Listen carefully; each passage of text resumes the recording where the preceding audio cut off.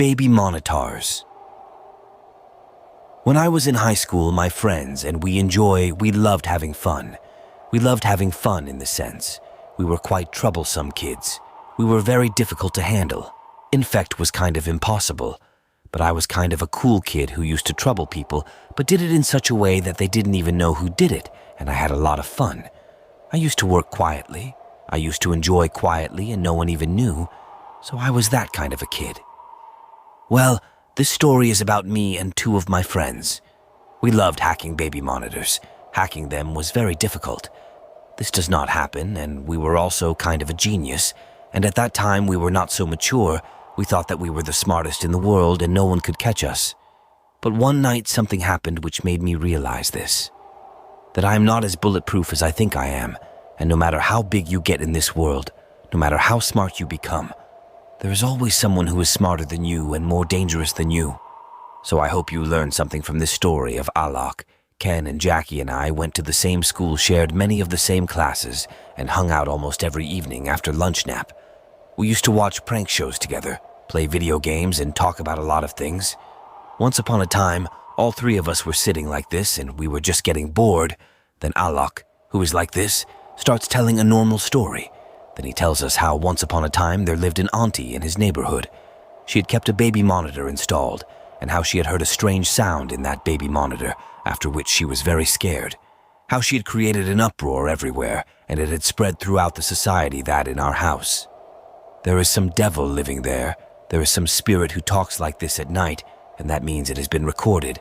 And all three of them were laughing at this because all three of them knew that these things can also be hacked. You have to keep things in the same frequency, and you can hack. Then all three of them were laughing like this. And while laughing, a plan comes in the mind of all three of them, that if we know that such things can happen, then why? Why don't we do such things? Why don't we go back to people's houses and hack their baby monitors and scare them? How much fun would it be to see everyone's reaction and have the most fun? All three were feeling so excited to think that on the same time plan. Well, hacking a baby monitor, all you need to do is find a device on a same frequency as yours. Now I buy a high-end monitor with a frequency dial so we could prank as many targets as possible. Then, like that monitor comes, all three of us sit on our respective bikes and start roaming in the society. And then we get our first target. We could see the lady from the suburban home second-floor window. Alok catches that baby monitor and he starts trying to tune.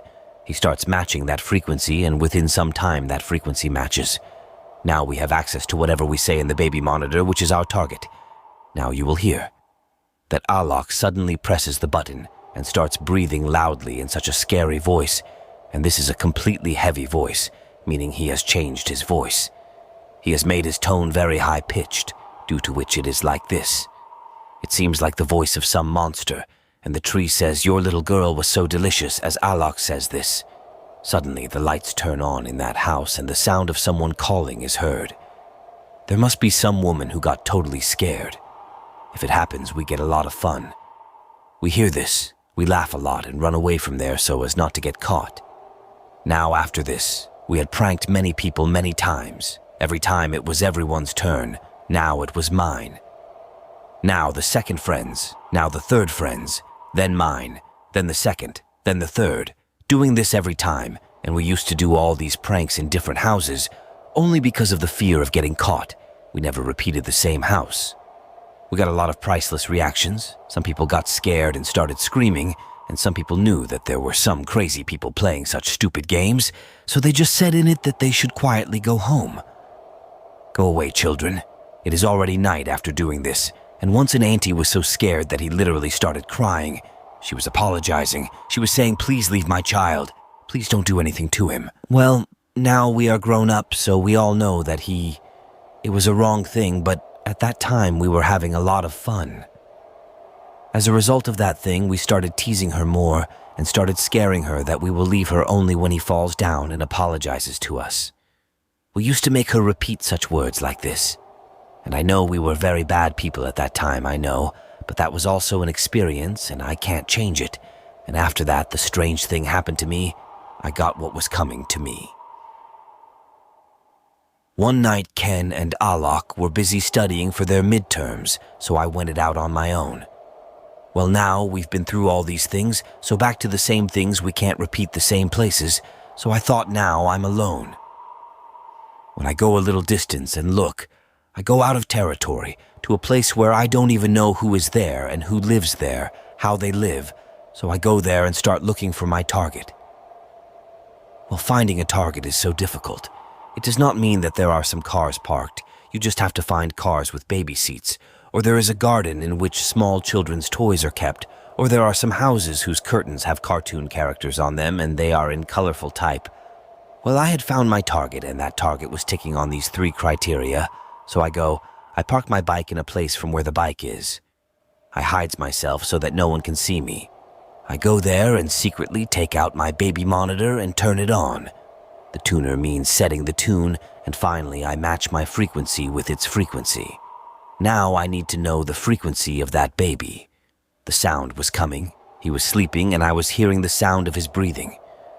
I don't know why, after hearing that, I suddenly got such an evil smile that this is my time to shine, and thinking this, I was getting a different kind of excitement inside me. So now I say I'm watching. I whispered into the monitor using the creepiest voice, but for a long time, there was no movement in the house. I think the owner probably didn't hear me. So one more time I say that, I stand over your bed watching you wait. I will get you. And I spoke this line a little louder so that the owner can hear, but still there was no reaction. It was completely dark. No one was getting up. The lights were not on. There was no one shouting, nothing.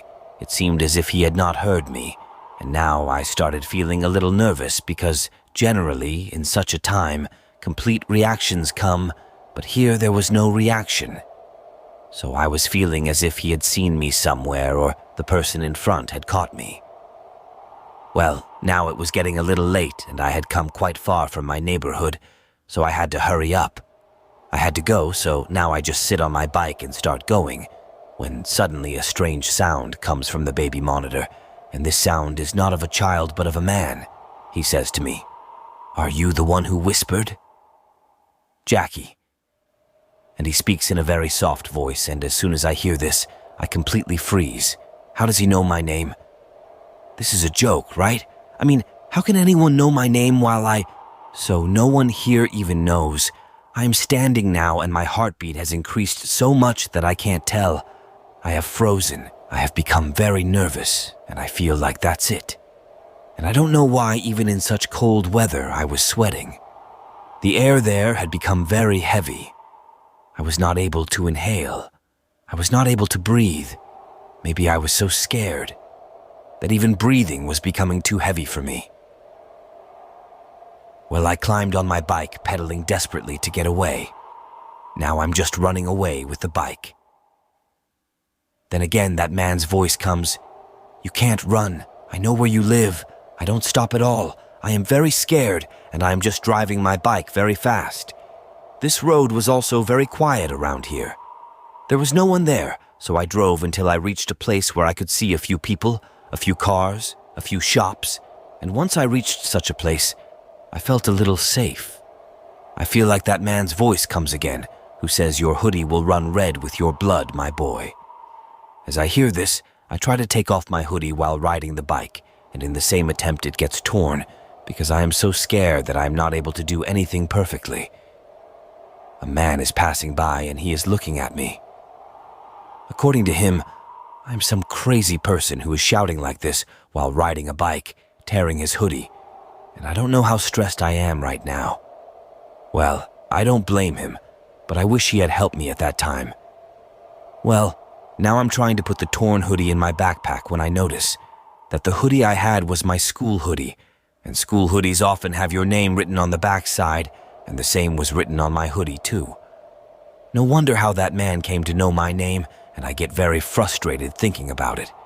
Well, one more thing comes to my mind, that the baby monitors which have their radius, which have their signals, they just last only for a while. I've come so far that now both of them cannot connect, for that one has to be very close, and even now the sound is coming from the baby monitor. "I am following you." Someone is around me, within that radius, and I become completely paranoid thinking about it. I know someone is following me, but who is doing it? I don't know if it is that uncle who just passed by. Was it the car parked next to it whose glass was completely black and I could not see inside it? Was there anyone inside it? Was it the bike coming from behind? Or the bus which was behind me? Is there anyone in it? I was not able to understand anything. I was looking at everyone with suspicious eyes, but I was not able to understand anything. But there was one thing that I knew. I knew that my bike will not be able to run at full speed, and somehow I have to reach home, and I do the same. I run my bike at full speed, and fortunately, I reached my home. Once I reach home, I come running and locked my room.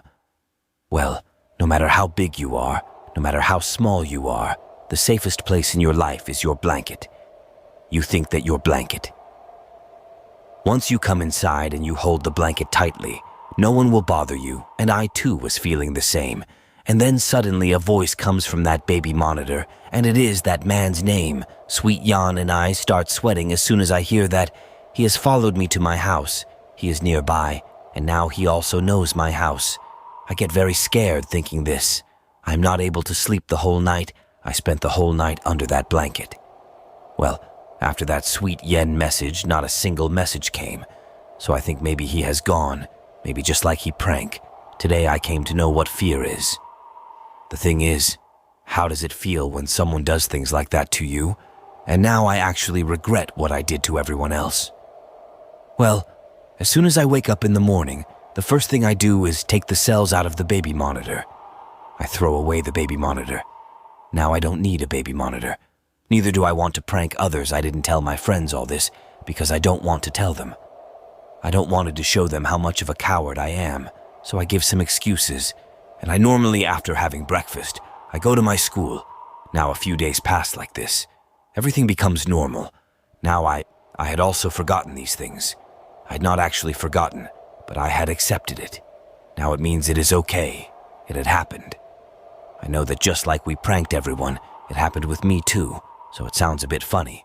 And I also feel that how wrong we were doing things with others, but it is okay. Now days pass normally. I am watching TV. I have put news on TV, so a house is shown in the news. This is the same house in which I had gone to prank that day. The house from where the child's voice was coming is shown, and in the news it is being told that when the police went inside that house, they found all the family members. They found their bodies there. They had mutilated their bodies, and when they revealed the date on which all this happened with those family members, it is the same day on which I was pranking them. And when I look at the time and I go crazy, this happened around 8 or 8:30. And when I did the complete prank, I heard someone's voice. At that time it was 9:30, which means who was talking to me? He was not any family member, but he was the murderer who had done all that to those family members. He was talking to me. He was following me. And he knew my house. Maybe he was following me because he thought I saw him killing that family, but that was completely fiction. Well, as soon as I came to life, I was on one side. I was very scared. I was stunned. And on the other hand, I was thankful. I was repeatedly saying to God with folded hands that thank you, God, you saved me. It was possible that he might kill me too that day. It was possible that he would have done something to me just for the fun of it, but I survived. I ran away from there, and now I am safe. It was kind of a wake-up call for me that any time like this here and there I would be attacked by unknown people. Well, now I'm an adult with the wife and daughter. I truly understand the consequences of my actions and the severity of the situation. I was a very stupid child in my time who just used to seem like a joke. Now that I have my own daughter, well, I'm not sure that the killer has found me back or the donkey I was like in my childhood. There are some other kids who are just pranking me. First, I hear a sound from my baby monitor. The moment I hear it, the ground beneath my feet shakes, and from then till now I am with my daughter, holding her in my arms. Only I cannot leave her alone. He can't even think of leaving her alone, because that voice was that of a man. Well, it could be a child too who has changed his voice, but whoever it was tells me in the baby monitor, I'm still watching you.